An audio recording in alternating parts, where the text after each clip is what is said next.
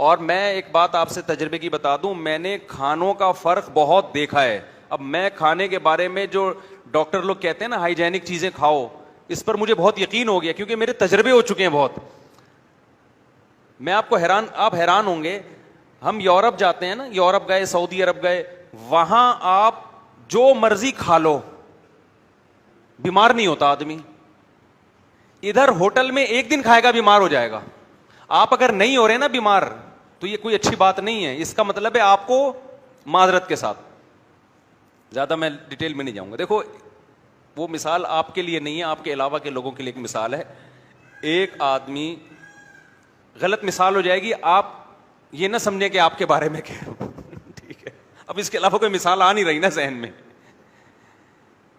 آپ کو نہیں کہہ رہا, بالکل ایک الگ مثال دے رہا ہوں. ایک بندہ گزر رہا تھا عطر کی دکان سے.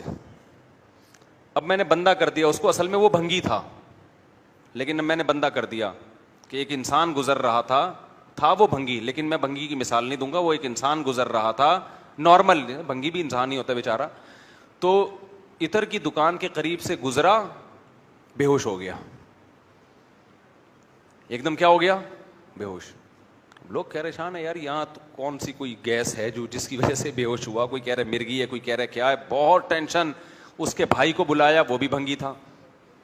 اس کا بھائی جب آیا اس نے نا حالات کا جائزہ لیا ایسے کہ مسئلہ کیا. ایک دم جب خوشبو کی دکان نظر آئی اس نے کہا وہ یہ وجہ ہے. بھائی یہ بیچارہ 24 گھنٹے گندگی میں رہتا ہے, آج خوشبو افورڈ نہیں کر سکا. اس نے کیا کیا, تھوڑا سی گندگی لا کے اس کی ناک کے قریب رکھی, اس کو جیسے ہی گندگی کی خوشبو آئی اس کے لحاظ سے ایک دم وہ بھنگی اٹھ کے بیٹھ گئی.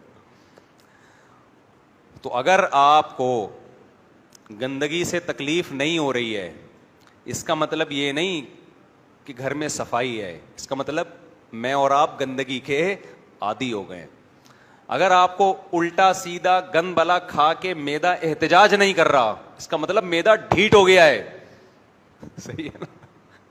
تو یہ مطلب نہیں کہ یہ خوراکیں یہ میں نے ڈاکٹر بتاتے ہیں کہ یہ اس کی علامت نہیں ہے کہ اب یہ خوراکیں ہضم ہو رہی ہیں یا جزو بدن بن رہی ہیں. معدہ ڈھیٹ ہو گیا ہے, اب وہ سگنل ہی نہیں دے رہا کہ غلط کھایا ہے آپ نے. اس کے اس میں جو سینسر لگے ہوئے ہیں نا, انہوں نے کام کرنا چھوڑ دیا. اب یہ کوئی بڑی بیماری پیدا کرے گی یہ خوراک. وہ تو شکر ہے کھا کے پیٹ خراب ہو جاتا تھا, پیٹ بتا دیتا تھا غلط کھائے, اب پیٹ خراب نہیں ہو رہا. تو پیٹ خراب نہ جو گندا پانی پیتے ہیں صبح شام, ان کا گندا پانی پینے سے پیٹ خراب بولو نا نہیں ہوتا. تو کیا مطلب گندا پانی نقصان نہیں دے رہا, ان کو نقصان دے رہا ہے. پیٹ نے بتانا چھوڑ دیا کہ گند پیا ہے تو نے. اور جو صاف پانی پیتے ہیں وہ ذرا سا گندا پانی پیئیں گے ایک دم پیٹ کیا ہو جائے گا, خراب. ان کے وہ جو سینسر لگے ہوئے ہیں نا اللہ نے, وہ صحیح وہ کام کر رہے ہوتے ہیں, وہ بتا رہے ہوتے ہیں. ہم جو کراچی میں جو بیمار نہیں ہو رہے وہ بہت خطرناک مسئلہ ہے بھائی, ان کے ساتھ بہت ڈینجرس مسئلہ ہے.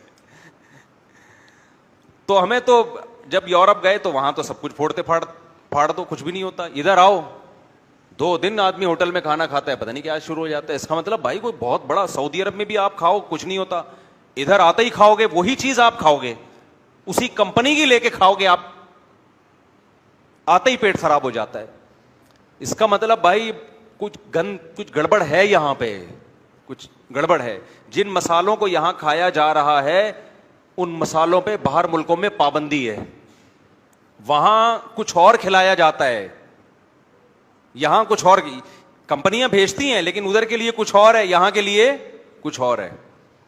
تو خدا کے لیے اپنی جانوں پہ رحم کرو میرے بھائی, چھوڑ دو یہ بازاری چیزیں کھانا, چھوڑ دو. دعوتوں میں اپنا کھانا ساتھ لے کے جاؤ. جتنے پیکنگ کی چیزیں آ رہی ہیں بالکل چھوڑ دو ان کو. میں تو گھر میں جب بریانی پکتی ہے گھر والوں سے پہلے پوچھتا ہوں کہ گھر کا مسالہ ہے یا ڈبے کا مسالہ ہے, بتاؤ پہلے ہمیں. ڈبے کا ہے نہیں کھائے گا, جاؤ ایسی کی تیسی. گھر کا ہوگا تو کھا لیں گے ہم, نہیں ورنہ نہیں کھائیں گے. وہ ڈبے کی چیزیں نہیں کھاؤ میرے بھائی, ڈبے جیسے بن جاؤ گے.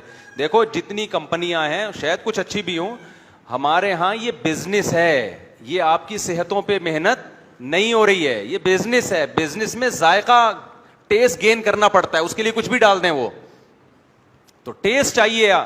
اور یہ جو بریانیاں یہاں بن رہی ہیں یہ ٹیسٹی بھی بہت اسی وجہ سے ہوتی ہیں, وہاں باہر میں وہ ذائقہ نہیں آتا کیونکہ وہ یہ والا مسالہ وہاں پابندی ہے.